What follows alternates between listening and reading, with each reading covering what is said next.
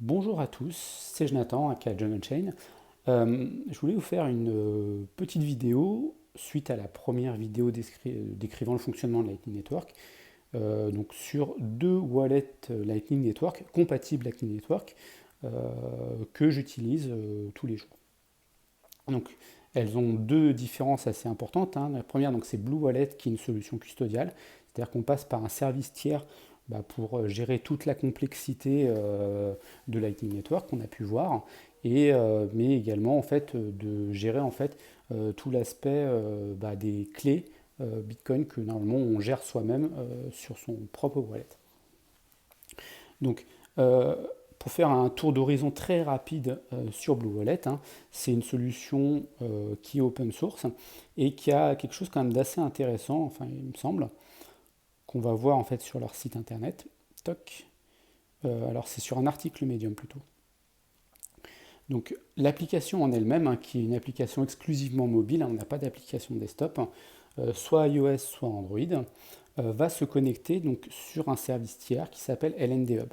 Donc par défaut, ce service tiers il est géré par Blue Wallet, mais rien ne vous empêche de pouvoir l'héberger par vous-même et de faire en sorte que l'application mobile se connecte sur votre propre service hébergé et plus sur le service hébergé de Blue Wallet. Du coup, on n'est plus dans une solution vraiment custodiale pour le coup. Et donc je trouve ça assez intéressant parce qu'on va voir que l'application en elle-même, à l'usage, est quand même relativement pratique. Donc hop, si on lance l'application, elle se présente de la manière suivante.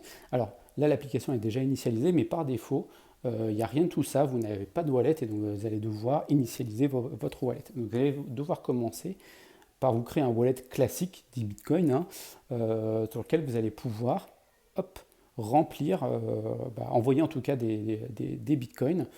Hop, voilà, on reçoit donc là, quand on fait ça, on fait receive, on reçoit donc une adresse Bitcoin, donc vous allez transférer donc des Bitcoins dessus, et donc vous allez pouvoir après créer votre wallet Lightning et le remplir de vos Bitcoins. Donc via Manage Funds, vous allez pouvoir faire un refill et dire je veux récupérer, si vous avez mis par exemple un Bitcoin, hein, soyons fous, dire je veux mettre un Bitcoin en fait sur mon wallet Lightning. Et là, c'est fini, on peut l'utiliser tel quel.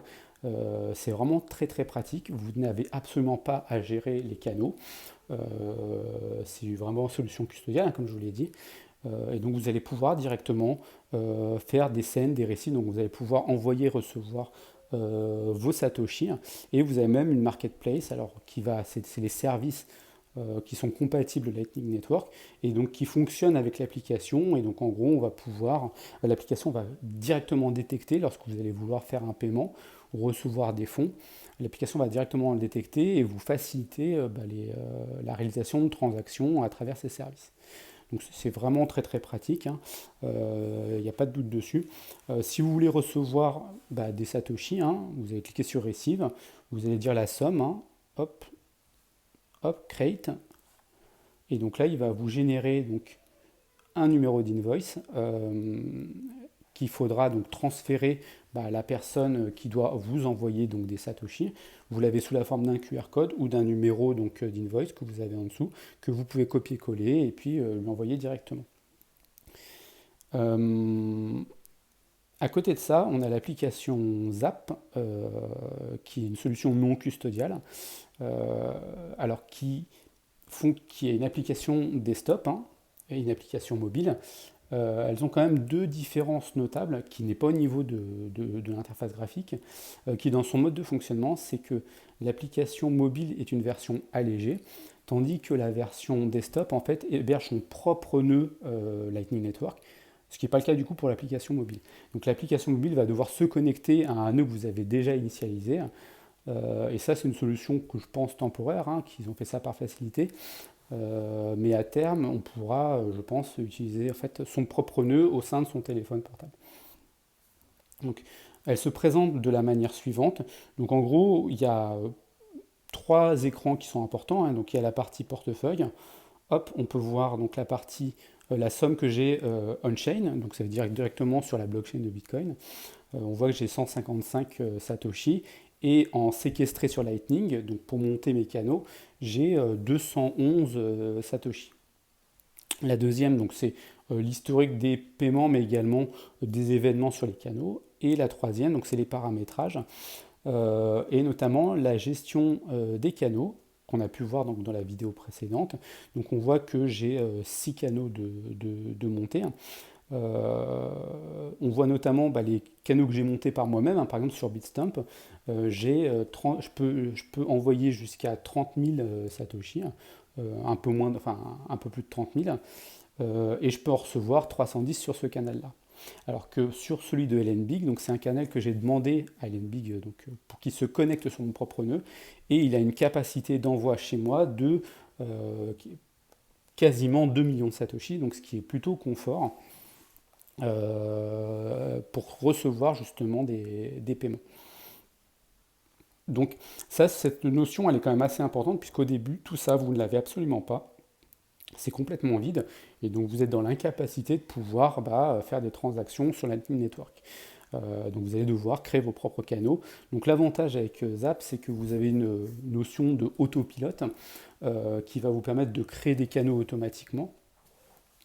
Et il faudra par contre, à côté de ça, demander à certains canaux qui se connectent chez vous, par exemple comme LNBig, pour pouvoir avoir de la capacité de réception, ce que vous n'avez pas lorsque vous utilisez vos canaux par vous-même.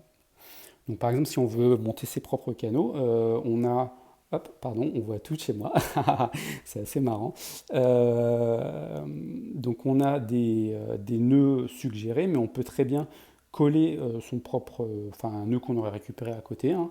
Mais voilà, on va dire, je veux créer un nœud sur le nœud, sur le nœud Zap. Et je vais dire, par exemple, je veux le monter avec une capacité d'envoi de 100 000 Satoshi. Et donc, quand je vais le faire, je vais monter un nouveau canal auprès de Zap, mais auprès d'un autre nœud, hein, par exemple, où je vais pouvoir envoyer jusqu'à 100 000 Satoshi dans l'état initialisé. Et je ne vais rien pouvoir recevoir dans ce canal. Voilà. Donc ça, c'est c'est toute la partie canal que j'ai pu vous décrire hier. Sinon, après, une fois que tout ça c'est fait, c'est relativement simple à utiliser puisque vous avez la possibilité d'envoyer ou de recevoir des bitcoins. Donc en réception, vous avez soit la capacité de recevoir sur Lightning, soit on-chain. Donc si c'est on-chain, en fait, vous allez mettre une somme, peu importe, et ça va vous donner en fait une adresse bitcoin que vous allez pouvoir utiliser sur votre propre wallet.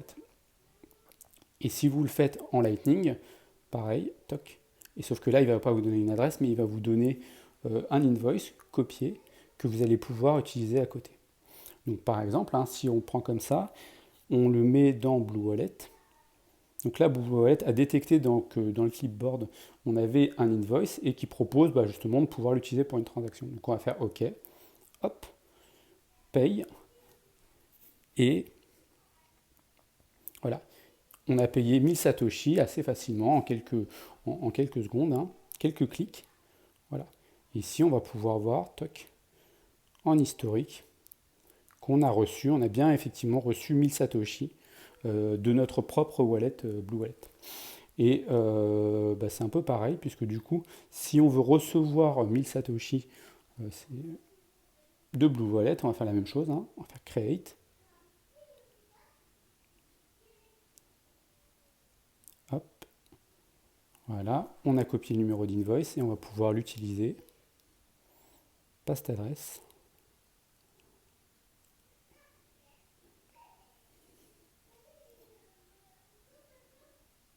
Et voilà, donc tout pareil. Hein. On a la transaction, on la voit ici. Et on la voit également reçue. Comme celle. Hop. Une fois qu'on a rafraîchi. Voilà, donc là ça a bien été confirmé, hein, on a bien reçu les 1000 Satoshi. Donc voilà, on voit un peu la différence entre les deux, donc encore une fois la Zap ça a l'air plutôt simple comme ça, mais parce que tout est initialisé, mais par défaut rien n'est initialisé, vous avez 0 canaux et donc c'est un peu compliqué. Voilà, je pense que j'ai fait le tour de la question sur ces deux wallets. Hein. J'espère que pour vous c'est un petit peu plus clair. Hein. sur le mode de fonctionnement, de comment on l'utilise un peu tous les jours. C'est vraiment très pratique, hein, pour le coup, Lightning Network. Ces deux wallets font clairement le job à partir du moment où tout est bien initialisé d'un côté comme de l'autre. Voilà, je vous embête pas de plus là-dessus. Si vous avez des questions, n'hésitez pas à me contacter sur Twitter, hein, John Unchained, mais également sur le Telegram de Crypto Loco. Il n'y a aucun souci là-dessus. Je répondrai avec plaisir à toutes vos questions. Ciao!